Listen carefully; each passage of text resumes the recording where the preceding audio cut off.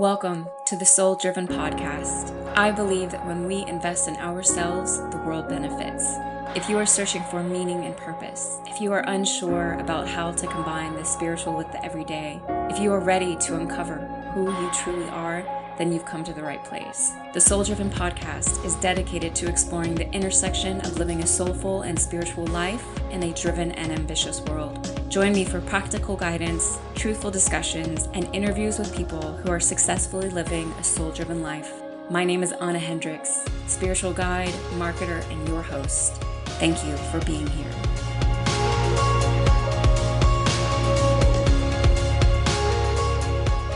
Welcome back to the Soul Driven Podcast. My name is Anna Hendricks, a spiritual guide, Akashic Soul Channel, your host. What's up? Thank you for being here. This week, we are kicking it off with a new segment called Soul Talk. I'm also doing a Soul Talk series on my YouTube channel, but the one on my podcast is going to be different. I thought about a bunch of different names, y'all, and I like this one. I really do. So I'm just going to stick with it, okay? These Friday episodes, there's going to be a lot of different segments that are worked in. So some weeks it's going to be things I love. Some weeks it's going to be soul talk. Some weeks it's going to be like rants and or talking about hot topics. Like I have a couple of different fun segments that I want to share. And whatever the case may be, I'm just going to be popping in to, share things with you, share things that I think are relevant. So let's dive in. Today's topic, we are talking about anger and the importance of working with anger. This is a huge topic and probably one that I could talk about for quite a while. Primarily because I am someone who came into this lifetime very angry at God, angry at people, angry at life, angry. I'm an angry person, okay? And that's just the truth of it. Not something I'm proud of, but it's really been an emotion that I struggled with for the majority of my life. And, I've got a good relationship with it now. There's still plenty of work to do. There always is. But, growing up, I grew up in a very volatile home, and anger was forever present. Also, my father's side of the family, Spanish, loud, boisterous, intense, emotional, all of the things. And there were all of the emotions growing up with my father and with his side of the family. My mother's side of the family is kind of opposite. Pretty chill for the most part. In fact, I think what they learned growing up was, the opposite. My father's family learned how to vocalize and express their anger. And I think my mother's side of the family learned how to hold it in, keep it in until it just kind of explodes. So two different dynamics growing up. Can't really say I'm a big fan of either, but they were doing the best that they could, as were their parents. No shame. We are all doing the best that we can. But I grew up in, again, a very volatile home with a lot of emotion.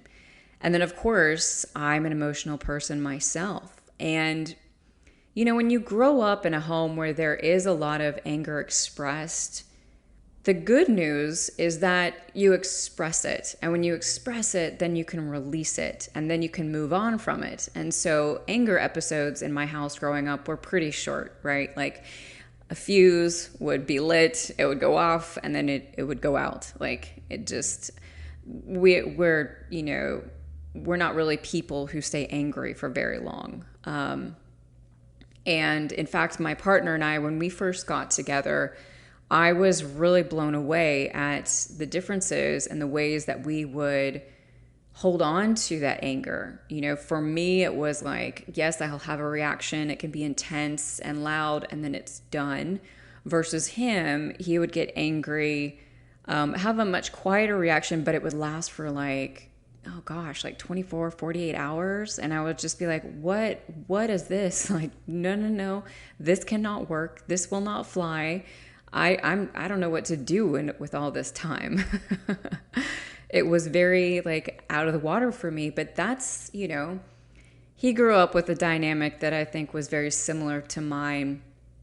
And anyway, I won't go dive into family dynamics, but I share this with you so you can have a little bit of understanding about my background and also my personal experience with anger, and understand that I really know this emotion intimately. It is one that I have really wrestled with throughout my life, because I can be a very reactionary person, and it can just like come out and just, oh my gosh, hey, ruin a friendship, or hey, ruin a job opportunity, or ruin a, you know what I mean? It's wildly, it's like a freaking bushfire or something that just lights up and like, destroys a bunch of land, and then it's out. Very, very uncontrolled. And it's never been something that I've been proud of. And although, I worked to have a much lesser degree of expression with my anger than what I saw growing up, mine is still very intense. And, even though I would always in my romantic relationships let my partners know, literally from the very beginning, like, look, if I get pissed, I need to walk away. You need to let me. You need to give me space. That was always what I shared with them. How often was that honored? Like none. So if you're out there and you are with a partner who gets angry, who expresses, the number one thing you need to do is walk away and give them space. Period. End of story. Just do it. You can throw up a safety word, whatever the case may be. Walk away. Give some space. Because for me, like, when I do have that space, then I can kind of work through what it is that's going on in my mind and release it in my own way. And then I can come back to a conversation, come back to a setting, and be more respectful, kind, those sorts of things. I've always been scared of my own anger, to be really frank with you, because of what I have seen it do in my life. And I mean, I saw this at a young age because I was a fierce, fierce child. Very, very wild child, to say the least. And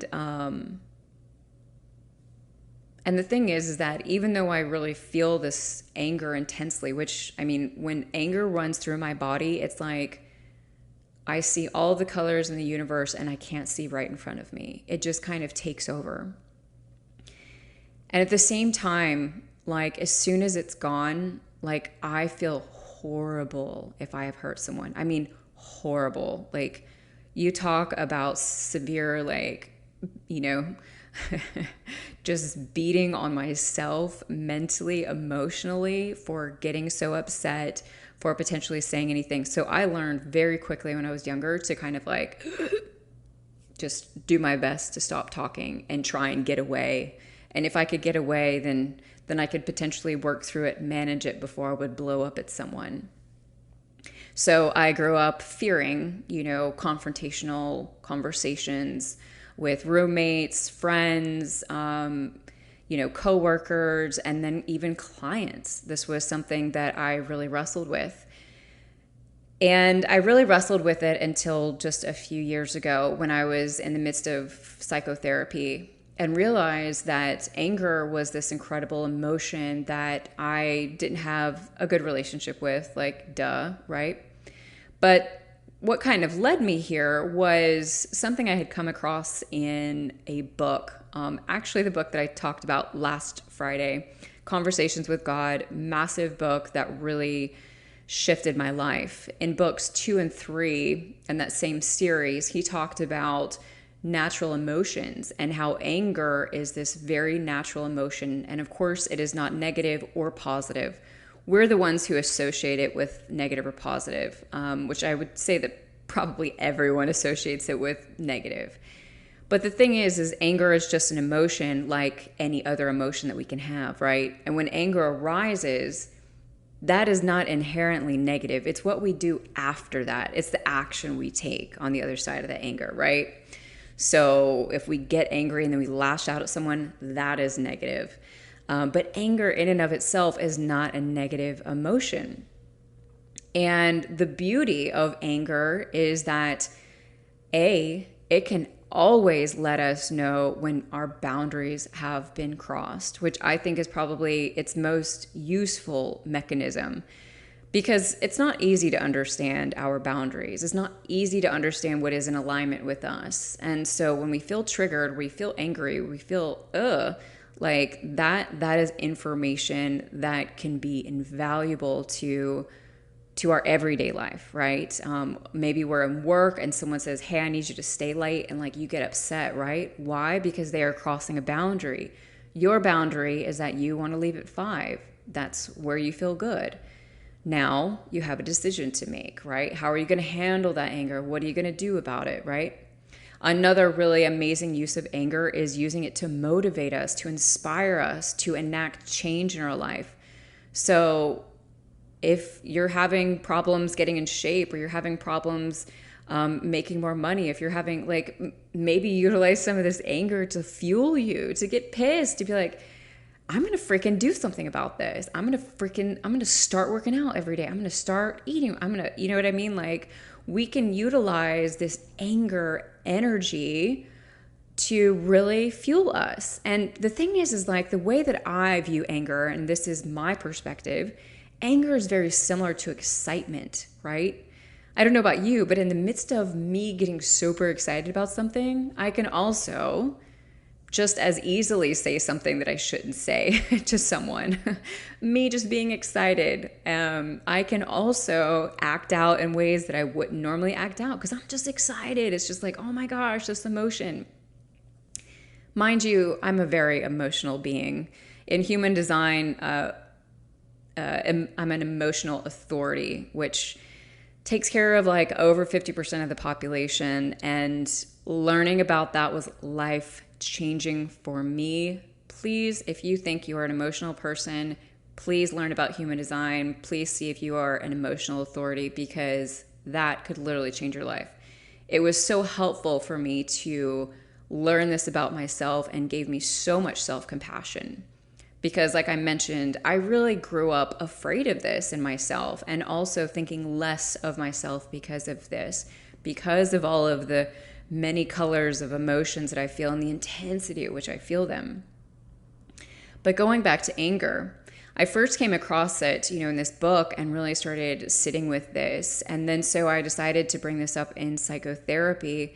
And this was something we had already kind of been touching on a little bit, but I decided I wanted to dive deeper. I wanted to change my relationship with anger and or really start working with it in a way that was most beneficial to me.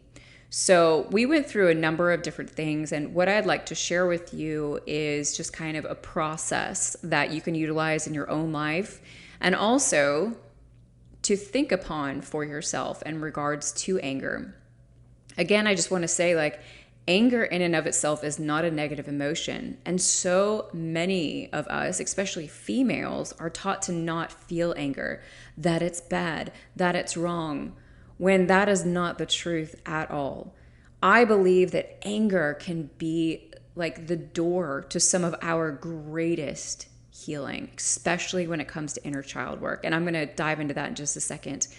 But anger can just, oh my gosh, it can unleash so much healing in our bodies, and if we learn how to work with it. So first of all, awareness, always the first step, right? We need to learn and become aware in those moments of when we are getting angry.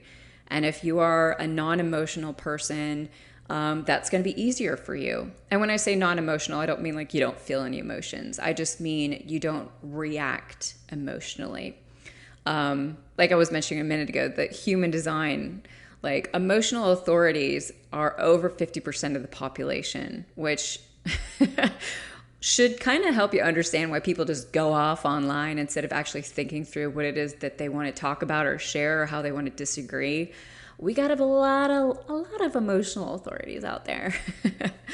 And when people within the human design community find out I'm emotional, they're like, I'm sorry. And I'm like, oh, thanks.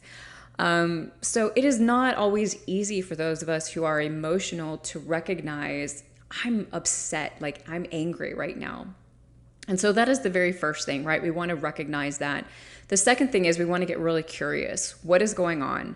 why am I so angry right now? Do I feel like my boundaries have been crossed? Do I feel like someone has violated me in some way? Did something come up out of nowhere? Am I just in the midst of an emotional wave? And that's for my emotionals. There's a number of different reasons that we can get angry. And so like, am I scared right now? Because oftentimes anger comes out of fear. That's like, boom, the trigger. So getting really curious about that. And then we have to make a decision about how we're going to manage that anger and to move it through our body, right? For some of us, that's going to mean communicating. And sometimes all I need to do when I'm upset is to communicate how I'm feeling and why I'm so upset. And that helps it move through my body and I can release it in that way. Other times I need to do more physical things. And this is where, you have to take responsibility in trying out a few things for yourself because we are all going to be different. So you could do something like anger writing, which for some folks, that is fantastic. Type out a letter to someone you're really upset about. Whatever the case may be, please, dear Lord, don't send it. I am too impatient for anger writing, but that could be great for you. Screaming in your vehicle, driving down the road, or screaming into a pillow. Like there is legitimate therapies out there for screaming your anger away, and that could be great for you. Twisting like a towel in your hands, which this was a recommendation from my psychotherapist, and I was just like, ugh. Every feeling in my body went like, whoa, no thank you, because the texture. And then she shared with me, she was like, one of the women I work with takes these empty Coke liter bottles and bangs the shit out of her kitchen counter. And I was just like, my entire being came to life. It was like, that's it. That's it. For me, I am a very physical being. And so when I get really, really angry, this is the best way for me to just move it out of my body. And I'm talking about like, not just like, oh, hey, you ticked me off. Like I'm talking about anger, right? And so to move that through my body, I like to get physical.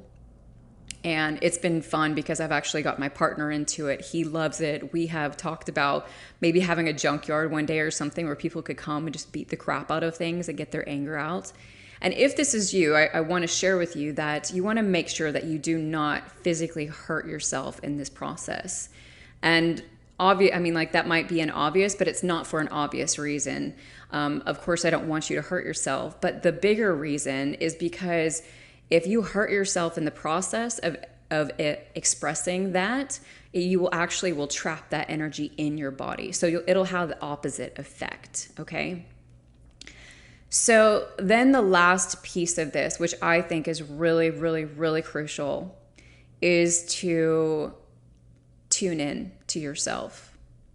And, 3 and 4 in regards to releasing that anger and then tuning into yourself, sometimes, after you've gotten curious and figured it out, you want to tune into yourself before you have a conversation. It really just depends. So 3 and 4, you can flip those around however they work for you, but tuning in to that beautiful inner child and finding out how they feel about this situation, how they feel about these emotions that are running through your body, like just where they are at. I've had some of the most incredible breakthroughs and conversations with my inner child after beating the crap out of my liter bottles and just collapsing on the floor in tears. Because for me, tears always follow anger. And I honestly think that grief is really what is on the other side of anger for so much of us, right? We're just sad. We're frustrated. We're just, you know what I mean? Like we just don't know what to do. And so oftentimes for me, I will just end up collapsing into tears on the floor. And then I'm tuning in to my inner child and just having the most incredible conversations where I remind her, like, you don't have to be scared. I'm taking care of you now. I'm with you now. Or don't worry, I know this person upset you, but I'm here. I love you. And working with our inner child is a completely different topic. I don't want to jump into it today because I'm really trying to keep this short. But the bottom line is that working with your anger is such a powerful, powerful tool, such an incredible practice, one of my top spiritual practices, and I highly recommend it. You know, these are perfect times to start working with your anger, to start figuring these things out. And I can't recommend this to you enough. So I'd love to hear what you thought of this, potentially how you express your anger, what works for you. Hit me up, let me know. If you found this episode useful, please check out my website. Come join the newsletter community where I share all kinds of podcast updates, helpful resources. I got courses, I got readings, I got all kinds of things, but more than anything, I would just love to have you be a part of my community. And regardless, thank you so much for tuning in. Please share this with someone if you think it would be helpful to them. Make sure you subscribe to the podcast, and we will see you next week.